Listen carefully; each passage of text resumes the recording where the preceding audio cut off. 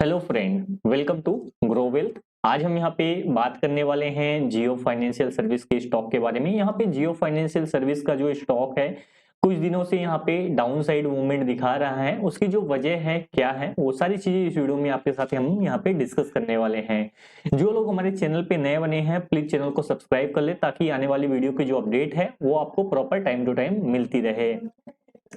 चलिए स्टार्ट करते हैं। ये जो वीडियो है ओनली फॉर एजुकेशनल पर्पस से बनाया जाता है, ना कि यहाँ पे कोई इन्वेस्टमेंट पर्पस से। अगर कोई भी आपको इन्वेस्टमेंट करना है तो आप अपने फाइनेंशियल एडवाइजर से कंसर्न करें, उसके बाद ही किसी स्टॉक में यहाँ पे निवेश करें।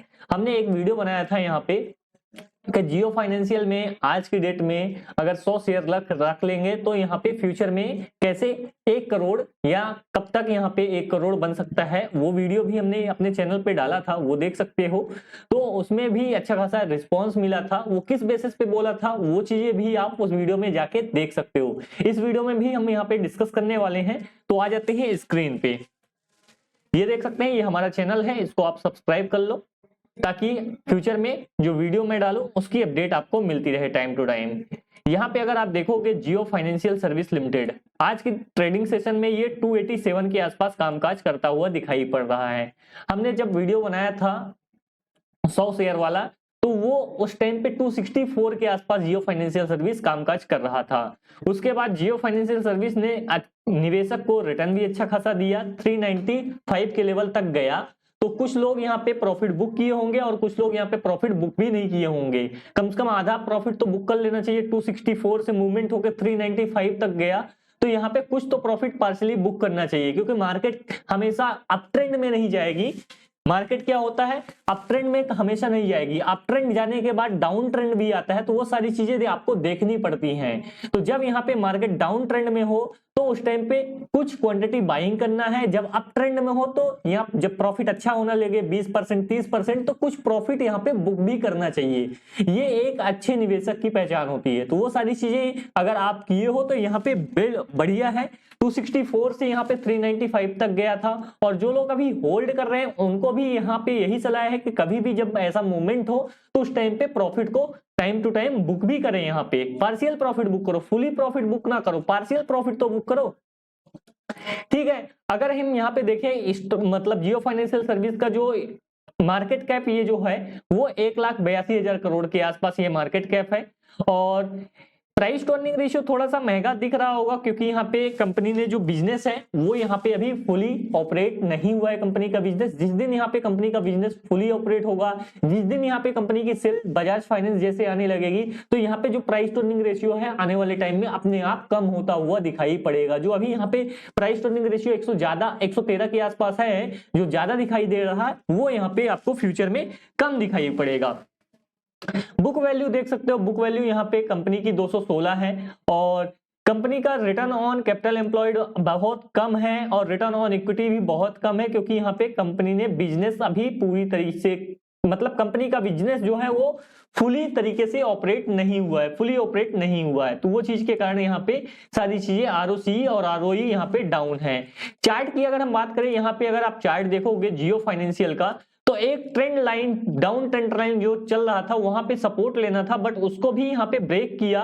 और एक जो ये रेजिस्टेंस था इस सपोर्ट को भी ब्रेक किया, यानी 2 सपोर्ट जियो फाइनेंशियल सर्विस ने यहाँ पे ब्रेक किए। और दोनों के ब्रेक होने के बाद डाउन साइड फिर से यहाँ पे देखने को स्टॉक में मिल रहा है। और ये डाउन साइड अब नेक्स्ट जो सपोर्ट होगा वहां पे जाके रुकेगा। तो जो सपोर्ट है वो कौन सा सपोर्ट है वही तो पहचानना है। तो चलिए यहाँ पे फिर से देखते हैं। ये अगर आप देखोगे जो नेक्स्ट सपोर्ट है वो 264 के आसपास है, जहां से ये स्टॉक प्राइस ने मूवमेंट लेना चालू किया था और 395 के लेवल तक ले गया था इसको। वही यहाँ पे ये सपोर्ट नजर आ रहा। तो इस लेवल तक स्टॉक प्राइस गिर सकता है, गारंटी नहीं है, पॉसिबिलिटी है, क्योंकि मार्केट कंटिन्यूअसली यहाँ पे करेक्ट हो रहा है। मार्केट अप ट्रेंड में चला जाएगा तो ये भी यहाँ से अप ट्रेंड में चला जाएगा। तो वो चीजें यहाँ पे आपको दिखाई पड़ेंगी आने वाले टाइम में। अब आ जाते हैं मुद्दे की बात पीयर्स में। पीयर्स में इसके कौन कौन से हैं? बजाज फाइनेंस, इसको ओपन कर लेते हैं। बजाज फाइनेंस का प्राइस टू अर्निंग रेशियो आपको सस्ता लग रहा होगा कि जियो फाइनेंस को कौन खरीदे, बजाज फाइनेंस को खरीद लेते हैं। ठीक है, यही चीज दिखाई पड़ रही है, सेम बिजनेस में है। तो बजाज फाइनेंस को हम खरीद लेते हैं। तो बजाज फाइनेंस खरीदने के कुछ रीजन हैं आपके, जैसे प्राइस टू अर्निंग रेशियो कम है, प्रॉफिट अच्छा है, बिजनेस अच्छा है, और जियो फाइनेंशियल सर्विस के खरीदने के कुछ अलग रीजन हैं। वो चीज भी हम यहाँ पे डिस्कस कर लेते हैं। यहाँ पे अगर आप देखोगे जियो फाइनेंशियल सर्विस, आ जाते हैं Jio financial service, quarter result छोड़ देते हैं, बैलेंस शीट पे आते हैं, इसके भी बैलेंस शीट पे आते हैं। ठीक है, दोनों के बैलेंस शीट पे हम आ गए हैं। पहले जियो फाइनेंशियल सर्विस का बैलेंस शीट देखते हैं। बैलेंस शीट में इनके पास जो रिजर्व है वो कितना है, 1,30,000 करोड़। ठीक है, और यही बजाज फाइनेंस के केस में कितना है, 87,000 करोड़ के आसपास है। तो जियो के पास ये प्लस पॉइंट है कि इनके पास रिजर्व ज्यादा है। दूसरी चीज, इनके पास इक्विटी कैपिटल में कितना है, 124, इनके इक्विटी कैपिटल में कितना है, 6,300 करोड़। तो टोटल यहाँ पे इनके पास जो पैसा है वो यहाँ पे किससे ज्यादा है, बजाज फाइनेंस से ज्यादा है। अब बजाज फाइनेंस क्या किया है, इनके पास पैसा कम है तो बिजनेस करने के लिए उधार लिया है। उधार कितना लिया है, 3,24,000 करोड़। और ये क्या किए हैं, ये अभी उधार एक भी नहीं लिए हैं, जो इनके पास पैसा है वही है। तो ये अपना जो मार्जिन का यूटिलाइज करके, क्योंकि इनके पास पैसा ज्यादा है तो इनको लोन भी ज्यादा मिलेगा और ये बिजनेस भी ज्यादा करने वाले हैं बजाज फाइनेंस से। तो ये चीजें क्लियर हो गई कि यहाँ पे जियो फाइनेंस ज्यादा आगे निकल जाएगा अगर यहाँ पे बिजनेस में आ गया तो। अभी बिजनेस फुली ऑपरेट नहीं हुआ जियो फाइनेंस का, जिस दिन यहाँ पे फुली ऑपरेट हो जाएगा तो बजाज फाइनेंस से काफी आगे निकलता हुआ यहाँ पे जियो फाइनेंस दिखाई पड़ेगा। दूसरा जो पॉइंट है, क्योंकि यहाँ पे इनके सेक्टर भी बहुत सारे हैं तो डाइवर्सिफाई बिजनेस है, और इसका जो बजाज फाइनेंस का डाइवर्सिफाई बिजनेस नहीं है, ओनली फाइनेंस का ही बिजनेस है। तो ये एक प्लस पॉइंट हुआ निवेशक के लिए कि आपका फाइनेंस बस में पैसा नहीं जा रहा है, फाइनेंस के साथ साथ जो म्यूचुअल फंड इंडस्ट्री है उसमें भी जो ब्लैक रॉक है यहाँ पे पार्टनरशिप किया है, उसमें भी यहाँ पे आपका अगर शेयर खरीदते हो तो उसका भी यहाँ पे मर्जर है, यहाँ पे वो सारी चीजें हैं। तो एक पर्टिकुलर सेक्टर पे आपका पैसा नहीं जाएगा, सेगमेंट वाइज यहाँ पे क्लब किया जाएगा। तो वो चीजें यहाँ पे जियो फाइनेंशियल में हमको ज्यादा अच्छा यहाँ पे दिखाई पड़ता है। दूसरा जो पॉइंट है जो मैं हाईलाइट करने वाला हूं आपको, वो चीज यहाँ पे देखना। मान लिया जियो फाइनेंस बजाज फाइनेंस के जितना ही बिजनेस करना चालू कर देता है, ठीक है, जियो फाइनेंस का करंट प्राइस और बुक वैल्यू के बीच का जो डिफरेंस है कितना है, 216 और 287। ये भी कैलकुलेट कर लेते हैं कैलकुलेटर से, ज्यादा टाइम नहीं लगेगा। कैलकुलेटर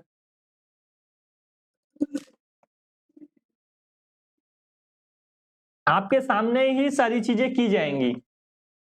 287 माइनस 216 कितना आया, 71। ठीक है, और अगर ये डायरेक्ट करें डिफरेंस कितना है, 71 का है। और अगर हम यहाँ पे 287 डिवाइडेड बाई 216 करें, कितने टाइम्स है, 1.32 टाइम्स है। कितने टाइम्स है, 1.32 टाइम्स है। ये पॉइंट नोट करो। दूसरा यहां पे आते हैं, इसका डिफरेंस कितना है, कितना प्राइस चल रहा है, 7300 अप्रॉक्स मानते हैं, और इसको 1400।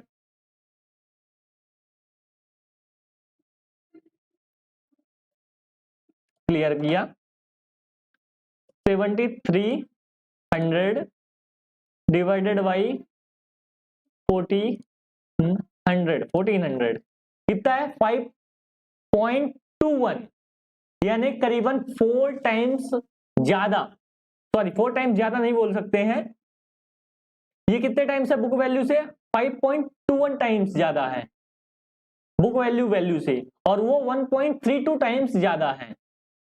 ठीक है, तो स्कोप किस में है अब नजर आ रहा, जियो फाइनेंशियल में ज्यादा स्कोप नजर आ रहा, क्योंकि बिजनेस अगर सेम करेंगे तो जियो फाइनेंस को भी यहाँ पे, एक मिनट एक चीज और, कैलकुलेटर कितने टाइम्स ज्यादा था, 5.2 टाइम्स।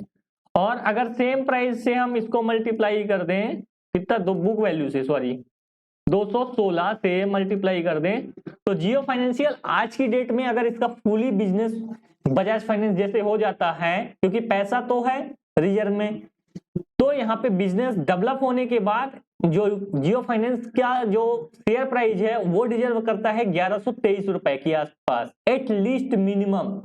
और यही इसके हाईएस्ट प्राइस से कंपेयर कर दें, क्लियर करिए, 7824 डिवाइडेड बाई 1400 गुणे 216, 1200 रुपए का शेयर प्राइस डिजर्व करता है अगर सेम बिजनेस यहाँ पे जियो फाइनेंस एक्वायर कर लेता है, चालू कर देता है, सेम सेल्स आने लगती है, सेम प्रॉफिट आने लगता है। तो यहां से कितने टाइम्स हो गया, ये देखो कितने टाइम्स हो गया यहाँ पे, यहां से डायरेक्ट 300 भी अगर पकड़ो तो 4 टाइम्स यहाँ पे जियो फाइनेंस का शेयर डायरेक्ट जाएगा अगर बिजनेस फुली हो गया। और ये अगर बिजनेस डेवलप होने में 2 साल भी लग गए तो 2 साल में 4 गुना पैसा आपका हो जाएगा। वो सारी चीजें एनालाइज करनी पड़ती हैं। मैं ये नहीं बोल रहा हूं कि 4 गुना ही होगा, हो सकता है 3 गुना होगा, हो सकता है 2 गुना होगा, 2 गुना हो गया, 2 टाइम्स हो गया, 400 हो गया, तो भी चीजें यहाँ पे अच्छी दिखाई, सॉरी 400 नहीं 600 हो गया, तो भी चीजें यहाँ पे अच्छी दिखाई पड़ती हैं। इस कारण से मैं यहाँ पे बोलता हूं कि जो लोग यहाँ पे इसके जियो फाइनेंशियल सर्विस के शेयर होल्ड कर रहे हैं प्लीज अपने पोर्टफोलियो से इसको एग्जिट ना करें, क्योंकि यहाँ पे आने वाले टाइम में आपको रिटर्न ही जनरेट करके देगा।